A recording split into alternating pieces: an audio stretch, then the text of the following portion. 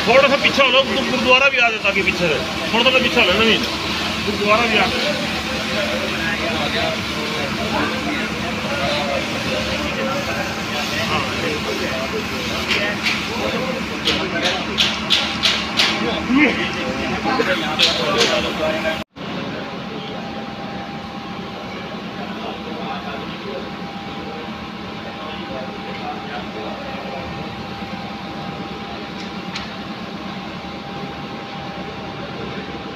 सेवा उतो भी आई है, आई सेवा धन्यवाद।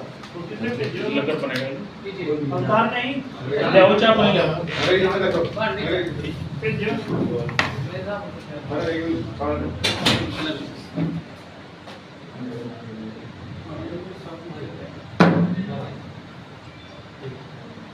गुरु तेग बहादुर सिंह जी घालन मोहन जी आवे भाई साडा हेडिंग हुंदा सी सुखा बनांदा सी खबर तो दैनिक भास्कर तो असं सब तो पहले उत्ते हेडिंग लाते थे गुरु तेग बहादुर 16/9/2023 को जो नई इमारत गुरुद्वारा मंजी साहब की सेवा मिली थी गुरु तेग बहादुर सेवा दल को, तो उसका विधिवत जो गुरु ग्रंथ साहब जी का प्रकाश उस दिन को इस ऐतिहासिक बिल्डिंग में गुरुद्वारा मंजी साहब पातशाही 9वीं कैथल में होना है, उसके बारे में ये प्रोग्राम के बारे में आज प्रेस कॉन्फ्रेंस रखी गई थी कि क्या हमारे प्रोग्राम में किस तरह से सेवा मिली, किस तरह से काम हुआ, इसके बारे में मेरे साथ हमारी संस्था गुरु तेग बहादुर सेवा दल के प्रेसिडेंट शीशल सिंह शाह जी हैं, हरियाणा गुरुद्वारा प्रबंधक कमेटी के मेंबर सरदार जथेदार गुरदीप सिंह मलिक जी हैं, हमारी गुरु तेग बहादुर सेवा दल के senior vice president Gurcharan Singh ji हैं, जथेदार अंग्रेज सिंह गुराया जी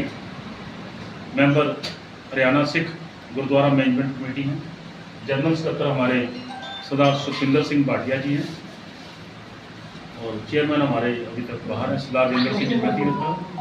और इसके बारे में आप सभी साथियों का जो हमारे भलाई का यहाँ गुरुद्वारा मंजी साहब पातशाही 9वीं कैथल में आए हैं, मैं सभी का गुरुद्वारा मैनेजमेंट की तरफ से, हरियाणा गुरुद्वारा कमेटी की तरफ से और गुरु तेग बहादुर सेवा दल की तरफ से सबको जी आया खैर मकदम करता हूँ, अपने ब्याह पे, अपनी टीम के ब्याह पे, गुरुद्वारे के ब्याह पे और हरियाणा कमेटी के ब्याह। जो ये गुरुद्वारे की आप सामने जो इस वक्त आप गुरुद्वारे के सामने एक बिल्डिंग देख रहे हैं, ये एक ऐतिहासिक जगह है और ये गुरु तेग बहादुर साहब की 9वीं पातशाही की चरण छू प्राप्त जमीन है। ये जगह वो जगह है जब गुरु साहब कैथल होते हुए आगे निकले तमतान साहब की तरह, तो एक रात यहाँ पे वो गुरुद्वारा नीम साहब में विश्राम किया रात का उनका, तो खाने के लिए यहाँ पे एक तरखान का घर था, तो उस वक़्त वो इस घर पे आए और उन्होंने इस बात को आशीर्वाद दिया था इस जगह को कि इसी तरह ही यहाँ पे संगत आती रहेगी और लंगर चलता रहेगा। एक ये गुरु साहब की छुई हुई ज़मीन है, बड़ी पवित्र ज़मीन है और ऐतिहासिक गुरुद्वारा है। पहले इस गुरुद्वारे की जो मैनेजमेंट थी श्री अमृत साहब के तहत काम करती थी और जब से हरियाणा गुरुद्वारा प्रबंधक कमेटी वजूद में आई है, तो अब ये गुरुद्वारे की देखरेख, संभाल, मैनेजमेंट, मुलाजिम अब हरियाणा सिख गुरुद्वारा मैनेजमेंट कमेटी के द्वारा संचालित है। और मैं आपको ये बताना चाहता हूँ कि ये पहली संस्था है पूरे वर्ल्ड में गुरु तेग बहादुर सेवा दल, जिसको उस वक्त की जो कमेटी थी जिसके अंदर चल रहा था श्रोमणी गुरुद्वारा प्रबंधक कमेटी, उसके अधीन था ये गुरुद्वारा, उसकी देखरेख में था, मैनेजमेंट उनकी थी। और पहली संस्था पूरी दुनिया में है कि गुरु तेग बहादुर सेवा दल को एक ऐतिहासिक गुरुद्वारा बनाने की परमिशन दी गई। आज तक पूरी दुनिया में प्राइवेट जो संस्थाएं गुरुद्वारे बनाती हैं वो प्राइवेट गुरुद्वारे मैनेजमेंट होते हैं, पर यह गुरुद्वारा एक ऐतिहासिक गुरुद्वारा है। सेक्शन 87 गुरुद्वारा एक्ट के अंदर इस गुरुद्वारे का था कामकाज। तो पहली संस्था गुरु तेग बहादुर सेवा दल कैथल थी, जो आज से तकरीबन 25 साल पहले कैथल में बनी थी। ये गुरुद्वारा सब उनकी देखरेख में उनके द्वारा बनाया गया। लागत कितनी आई है? लागत जब गुरु की सेवा चलती है तो लागत का मेरे ख्याल हम लोग हिसाब अंदाजा लागत इसमें कोई 5 करोड़ के करीब लागत है। और एक बात और है, मैं आप सभी लोगों को बताना चाहता हूँ कि ये हमारे मेंबर साहिबान ने, हमारी संगत ने, हमारे 2 विंग काम करते हैं। एक विंग हमारा इंडिया में है गुरु तेग बहादुर सेवा दल का, एक विंग हमारा USA में है और एक विंग यूरोप में है। हम किसी के यहाँ पे, किसी के घर पे, किसी के बिजनेस पे पर्ची काटने आज तक नहीं, और हमें कभी पैसे की कमी नहीं रही। हमारे मेंबर साहबान या हमारी संगत ने जो मांगा, जिससे कहा, उन्होंने वो काम नहीं किया। कारपेट की सेवा थी, अब 10 लाख का कारपेट लगने जा रहा है, कल परसों कारपेट लग जाएगा।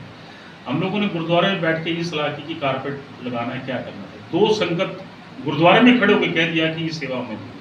तो इस तरह से गुरुद्वारा कंप्लीट हुआ, जिसके जिम्मे हमने कभी किसी को ये नहीं कहा कि ये चीज़ पेंडिंग है, इसमें करो। लोग अपने आप ही खड़े होकर अपनी सेवा लेंगे। तो हम जब तक हरियाणा कमेटी के साथ है, लोकल की संगत है, हमारे गुरु तेग बहादुर सेवा दल के मेंबर्स हैं, सभी का पूर्ण सहयोग, जिसको हमने जो कहा, जिस मैनेजमेंट कमेटी को हमने कहा कि ये दिक्कत आ रही है, कभी किसी ने ना नहीं की। और पता नहीं परमात्मा ने, गुरु तेग बहादुर ने अपना हाथ हमारे सिर पर रखा, अपने आप सारे काम होते हैं।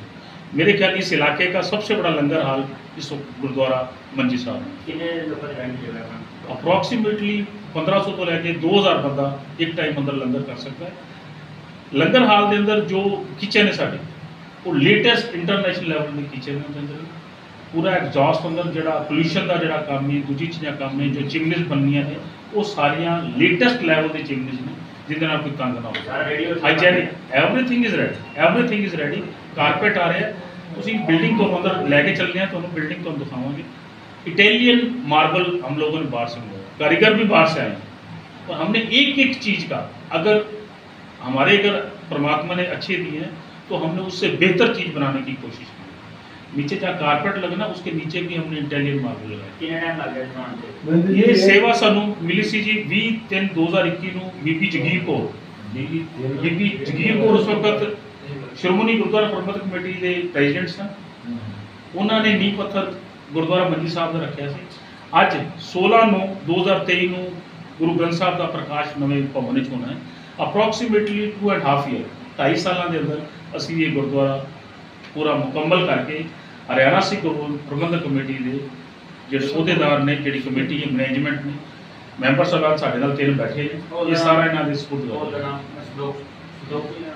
ਲੰਗਰ ਹਾਲ ਦਾ ਨਾਮ, ਕਿਉਂਕਿ ਕੈਥਲ ਦੀ ਪਹਿਚਾਨ ਸਿੱਖ ਇਤਿਹਾਸ ਦੇ ਨਾਲ ਭਾਈ ਸੰਤੋਖ ਸਿੰਘ ਦੇ ਨਾਲ ਹੈ। ਐਸਾ ਕੋਈ ਗੁਰਦੁਆਰਾ ਪੂਰੀ ਦੁਨੀਆ 'ਚ ਨਹੀਂ ਹੋਏਗਾ ਜਿੱਥੇ ਸ਼ਾਮ ਨੂੰ ਸੂਰਜ ਪ੍ਰਕਾਸ਼ ਦੀ ਕਥਾ ਨਾ ਹੋਵੇ। ਤੇ ਐਸੀ ਸ਼ਖਸੀਅਤ ਦਾ ਜਨਮ ਕੈਥਲ ਸ਼ਹਿਰ ਵਿੱਚ ਹੋਇਆ। ਭਾਈ ਉਦੈ ਸਿੰਘ ਜੀ ਪਟਿਆਲਾ ਤੋਂ ਲੈ ਕੇ ਆਏ ਸਨ। ਉਹਨਾਂ ਦੀ ਯਾਦਗਾਰੀ 'ਚ ਅਸੀਂ ਇਹ ਭਾਈ ਸੰਤੋਖ ਸਿੰਘ ਹਾਲ ਦਾ ਨਾਂ ਰੱਖਿਆ ਕਿ ਉਹ ਸ਼ਖਸੀਅਤ ਮੇਰੇ ਖਿਆਲ ਨਾ ਪੈਦਾ ਹੋਣੀ ਅੱਗੇ ਤੇ ਨਾ ਕਦੀ ਹੋ ਸਕਦੀ, ਜਿਨ੍ਹਾਂ ਨੇ ਏਡਾ ਵੱਡਾ ਗ੍ਰੰਥ ਲਿਖਿਆ ਤੇ ਜਿਨ੍ਹਾਂ ਦੀ ਅੱਜ ਮਾਨਤਾ ਪੂਰੇ ਵਰਲਡ ਅੰਦਰ ਹੈ। ਤੇ ਆਪਾਂ ਸ਼ਹਿਰ ਵਾਸੀ ਐਸੀ ਸ਼ਖਸੀਅਤ ਨੂੰ ਭੁੱਲ ਬੈਠੇ ਹਾਂ ਤੇ ਉਹਨਾਂ ਨੂੰ ਯਾਦ ਵਿੱਚ ਇਹ ਹਾਲ ਅਸੀਂ ਦੁਬਾਰਾ ਬਿਲਟ ਅਪ ਕੀਤਾ ਜੀ। ਗੁਰਦੁਆਰਾ ਸਾਹਿਬ ਦੀ ਜਗ੍ਹਾ ਜਿਹੜੀ ਇਹਦਾ ਪਹਿਲਾ ਸੀ, ਉਸ ਤੋਂ ਬਾਅਦ ਇਹ ਜਗ੍ਹਾ ਵੀ ਵਧਾਈ ਗਈ ਤੇ ਇੱਕ ਕਿਆ ਲੇਟੈਸਟ ਜਿਹੜਾ ਅੱਜ ਜਿਸ ਤਕਨੀਕ ਨਾਲ ਬਣਾਇਆ ਗਿਆ ਤੇ ਕੀ ਇਹਦੇ ਅੰਦਰ ਸੁਵਿਧਾਵਾਂ ਨੇ ਔਰ ਕੀ ਹੈ। ਬੇਸਿਕਲੀ ਇਹ ਗੁਰਦੁਆਰਾ ਬਣਾਉਣ ਲਈ ਅਸੀਂ ਲੇਟੈਸਟ ਜਿਹੜਾ ਹਾਈਐਸਟ ਜਿਹੜੇ ਸਾਡੇ ਕੋਲ ਆਰਕੀਟੈਕਚਰ ਸਨ, ਅਸੀਂ ਉਹ ਇਨਵਾਈਟ ਕੀਤੇ ਨੇ। ਇਹਨਾਂ ਦੇ ਇਲਾਵਾ ਗੁਰਦੁਆਰੇ ਦੀ ਉਸਾਰੀ, ਗੁਰਦੁਆਰੇ ਦਾ ਨਿਰਮਾਣ, ਜੋ ਸਾਡੀ ਕਾਰ ਸੇਵਾ ਵਾਲੇ ਬਾਬੇ ਨੇ, ਜੋ ਉਹਨਾਂ ਕੋਲ ਟੈਕਨੀਕ ਹੈ, ਉਹ ਆਰਕੀਟੈਕਟ ਮਾਡਰਨ ਟੈਕਨੀਕ ਤੇ ਵਧੀਆ ਟੈਕਨੀਕ ਹੈ। ਅਸੀਂ ਇੱਕ ਪੁਰਾਤਨ ਤੇ ਨਵੀਨਤਮ ਜੋ ਪ੍ਰਣਾਲੀ ਹੈ, ਇੱਕ ਆਰਕੀਟੈਕਚਰ ਡਿਜ਼ਾਈਨ ਹੈ, ਉਹਨੂੰ ਜੁਆਇੰਟ ਕਰਕੇ ਪੁਰਾਣੀ ਰੂਪਰੇਖਾ ਦੇ ਅਨੁਸਾਰ ਅਸੀਂ ਕੰਮ ਕੀਤਾ। ਇੱਕ ਤੁਹਾਨੂੰ ਹੋਰ ਗੱਲ ਸ਼ੇਅਰ ਕਰਨਾ ਚਾਹੁੰਦਾ, ਜਿਹੜੀ ਘਰ ਘਰ ਤੱਕ ਜਾਣੀ ਚਾਹੀਦੀ ਹੈ। ਜਿਹੜੇ ਘਰ ਵਿੱਚ ਅੱਜ ਤੋਂ 400 ਸਾਲ ਪਹਿਲਾਂ ਗੁਰੂ ਤੇਗ ਬਹਾਦਰ ਸਾਹਿਬ ਆਏ ਸਨ, ਜਦੋਂ ਅਸੀਂ ਖੋਦਿਆ ਇਸ ਜਗ੍ਹਾ ਨੂੰ, ਜਦੋਂ ਨੀਹਾਂ ਪੁੱਟੀਆਂ ਤੇ ਥੱਲੇ ਉਹ ਮਕਾਨ ਮਿਲੇ, ਅਸੀਂ ਉਹਨਾਂ ਦੀ ਜਿਹੜੀ ਇੱਟਾਂ ਸਨ ਉਹ ਪ੍ਰੀਜ਼ਰਵ ਕੀਤੀਆਂ, ਉਹਨਾਂ ਨੂੰ ਟ੍ਰੀਟਮੈਂਟ ਕਰਾ ਕੇ, ਕੈਮੀਕਲ ਟ੍ਰੀਟਮੈਂਟ ਕਰਾ ਕੇ ਉਹਨਾਂ ਨੂੰ ਤਿਆਰ ਕਰਕੇ ਉਸੇ ਇੱਟਾਂ ਦੇ ਨਾਲ ਹੀ ਅਸੀਂ ਸੁੱਖ ਆਸਣ ਤਿਆਰ ਕੀਤਾ।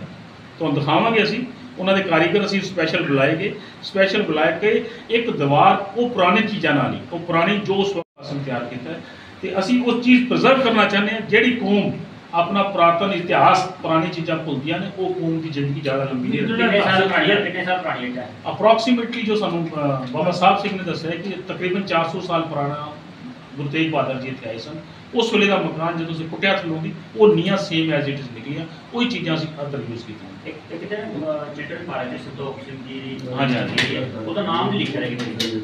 मैं बेसिकली सरकारां दे काम ने, सरकारां ने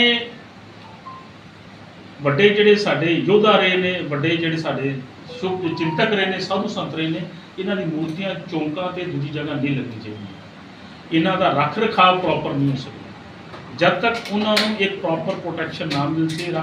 ਇੱਕ ਵਾਰੀ ਤੁਸੀਂ ਬਣਾ ਲਓ, ਉਹਦੇ ਬਾਅਦ ਉੱਥੇ ਤੁਹਾਨੂੰ ਪੁਲਿਸ ਚੌਂਕੀ ਬਣਾਉਣੀ ਪੈ ਜੇ ਤੇ ਕਾਹਦੀ ਤੁਹਾਡੀ ਸੇਵਾ ਹੋਣੀ। ਤੇ ਬੇਸਿਕ ਗੱਲਾਂ ਇਹ ਨੇ ਕਿ ਇਹ ਚੀਜ਼ਾਂ ਗੁਰਦੁਆਰਿਆਂ 'ਚ, ਮੰਦਰਾਂ 'ਚ, ਇੱਕ ਇਤਿਹਾਸਿਕ ਜਗ੍ਹਾ ਤੇ ਬੰਦੀਆਂ ਚੰਗੀਆਂ ਲੱਗਦੀਆਂ ਨੇ। ਇੱਕ ਚਿਲਡਰਨ ਪਾਰਕ ਬਣਾ ਦਿਓ ਤੇ ਉੱਥੇ ਆਲੇ ਦੁਆਲੇ ਚਿਲਡਰਨ ਪਾਰਕ ਕੇ ਤੁਸੀਂ ਸੰਤ ਦੀ ਮੂਰਤੀ ਲਾ ਦਿਓ ਤੇ ਉਹਦੇ ਆਲੇ ਦੁਆਲੇ ਗੰਦ ਪਿਆ ਰਹੇ ਤੇ ਉਹ ਵੀ ਸ਼ੋਭਾ ਨਹੀਂ ਦਿੰਦਾ। ਤੇ ਮੇਰੀ ਤਾਂ ਇਹ ਗੁਜ਼ਾਰਿਸ਼ ਰਹੇਗੀ ਕਿ ਇਹੋ ਜਿਹੀ ਚੀਜ਼ਾਂ ਨੂੰ ਧਾਰਮਿਕ ਜਗ੍ਹਾ ਤੇ ਰੱਖਿਆ ਜਾਏ, ਜਾਂ ਆਪਣੀ ਕੋਈ ਪ੍ਰਾਈਵੇਟ ਸੰਸਥਾ ਹੈ, ਮੇਰਾ ਮੰਦਿਰ ਹੈ, ਮੇਰਾ ਗੁਰਦੁਆਰਾ ਹੈ, ਮੇਰੀ ਧਰਮਸ਼ਾਲਾ ਹੈ, ਜੇ ਉੱਥੇ ਲਾ ਕੇ ਮੈਂ ਸੰਭਾਲ ਕਰ ਸਕਾਂ ਤਾਂ ਚੰਗੀ ਗੱਲ ਹੈ। ਮਨਿੰਦਰ ਜੀ, ਜਿਹੜਾ ਇਤਿਹਾਸਿਕ ਗੁਰਦੁਆਰਾ ਪਹਿਲੇ ਬਣਿਆ ਹੋਇਆ ਸੀ, ਉਹ ਇਸੇ ਥਾਂ ਤੇ ਬਣਿਆ ਹੋਇਆ ਸੀ? ਬਿਲਕੁਲ ਬਿਲਕੁਲ ਇਸੇ ਥਾਂ ਤੇ ਬਣਿਆ ਸੀ ਜੀ। ਅਸੀਂ ਇੱਕ ਉਸ ਗੁਰਦੁਆਰਾ, ਤੁਸੀਂ ਮੇਰੇ ਖਿਆਲ ਮੈਂ ਕੱਲ ਨਵੀਨ ਜੀ ਬੈਠੇ ਨੇ, ਇਹਨਾਂ ਨੂੰ ਯਾਦ ਹੋਏਗਾ, ਜਿਹੜੇ ਪੁਰਾਣੇ ਬੰਦੇ ਰਹਿੰਦੇ ਹੈ, ਇੱਥੇ ਇੱਕ ਕੱਚਾ ਜਿਹਾ ਘਰ ਹੁੰਦਾ ਸੀ, ਮੇਰੇ ਧਿਆਨ 'ਚ ਹੈ, ਮਿੱਟੀ ਵਾਲਾ ਘਰ ਸੀ, ਛੋਟੀ ਇੱਟ ਵਾਲਾ ਘਰ ਸੀ, ਉਹਦੇ ਚਬਾਰੇ ਤੇ ਜਾ ਕੇ ਇੱਕ ਛੋਟਾ ਜਿਹਾ ਗੁਰੂ ਘਰ ਸੀ, ਉਸ ਗੁਰੂ ਘਰ ਦੇ ਅੰਦਰ ਆਇਆ ਸੀ। ਇਹਦੇ ਬਾਅਦ ਬਾਬਾ ਹਰਬੰਸ ਸਿੰਘ ਜੀ ਨੇ ਸੇਵਾ ਕਰਾਈ। ਅੱਜ ਤੋਂ 50 ਸਾਲ ਪਹਿਲਾਂ, 65 ਸਾਲ ਪਹਿਲਾਂ ਗੁਰਦੁਆਰਾ ਸਾਹਿਬ ਦਾ ਇੱਥੇ ਉਸਾਰੀ ਹੋਈ ਸੀ। ਉਸ ਵੇਲੇ ਹਿਸਾਬ ਨਾਲ ਗੁਰਦੁਆਰਾ ਬਣਾਇਆ ਗਿਆ ਸੀ, ਮੰਜੀ ਸਾਹਿਬ ਬਿਲਡਿੰਗ ਉਤਾਰ ਦੀ।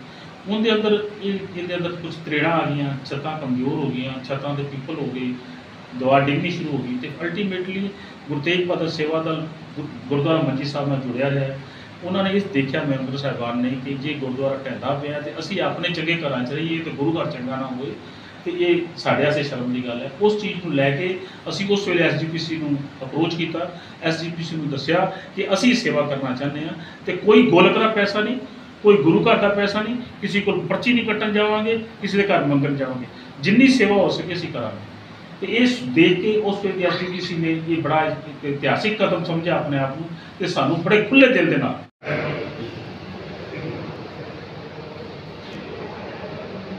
ਉਹ ਵੀ ਸੁੱਕੇ ਬਹੁਤ ਵਧੀਆ ਲੱਗਦੇ ਸੀ।